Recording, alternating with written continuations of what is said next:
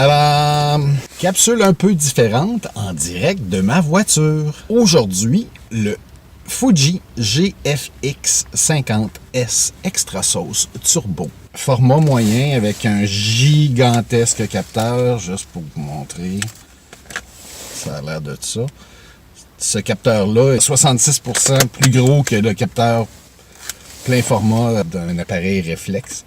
Donc, c'est gigantesque. Qualité d'image est spectaculaire. L'image est, bon, évidemment, comme on peut s'y attendre, à 50 millions de pixels, mais surtout à cause de la grosseur du capteur. L'image, le bruit, la plage dynamique, c'est spectaculaire.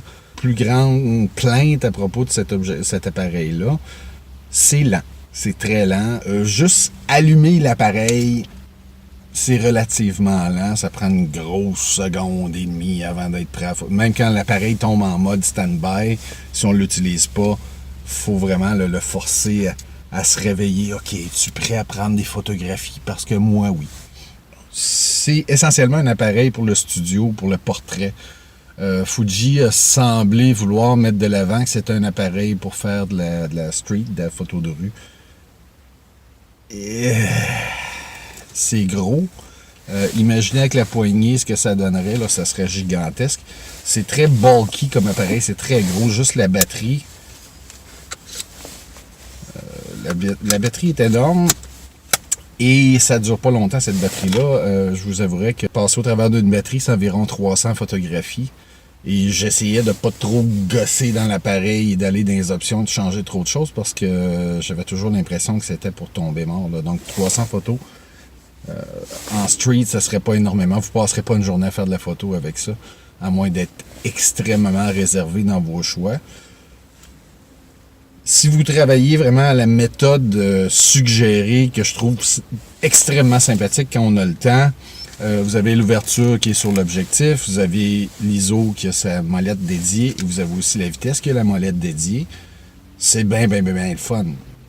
Le problème, c'est que ça, c'est génial en studio, c'est génial quand vous avez bien du temps, si vous faites du paysage. Le viseur électronique, après avoir passé un bon 10 jours avec les appareils Sony, je vous avouerai que j'avais vraiment l'impression de regarder un téléviseur à l'intérieur.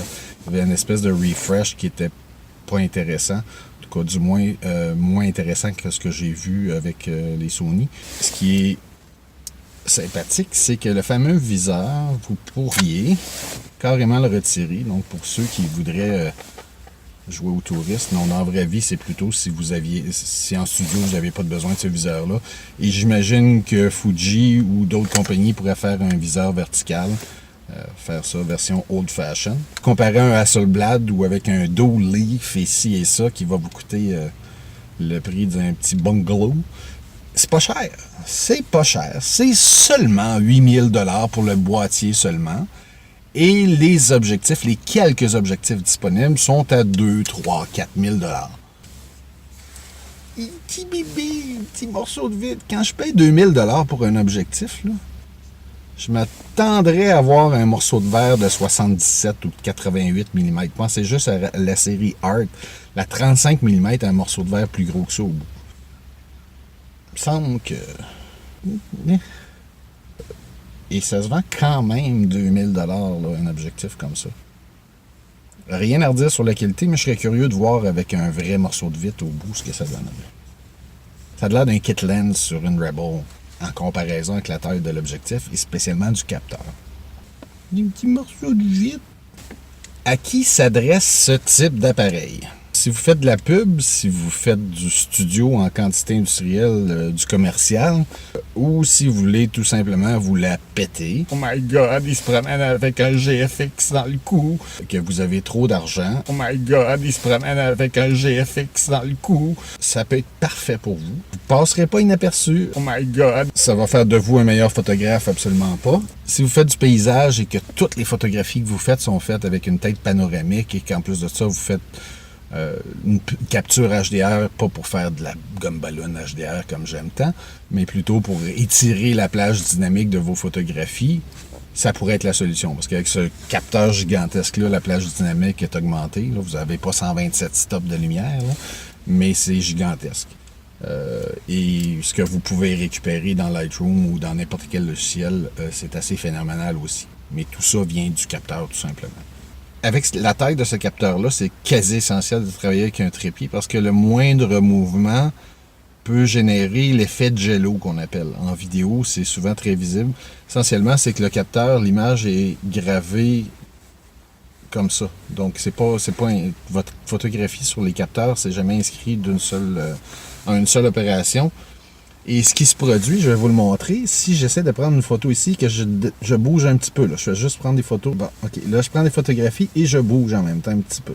Comme tous les appareils sans miroir, vous avez deux options pour la prise de photo. Vous avez l'option avec les rideaux et vous avez l'option électronique seulement.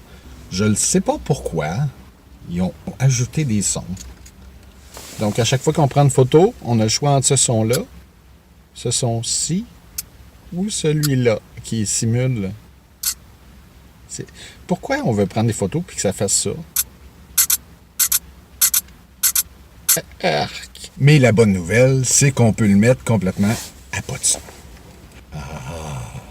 Oui, mais Denis, est-ce que tu achèterais un appareil comme ça? Si j'avais trop d'argent pour faire du studio, faire du portrait, peut-être.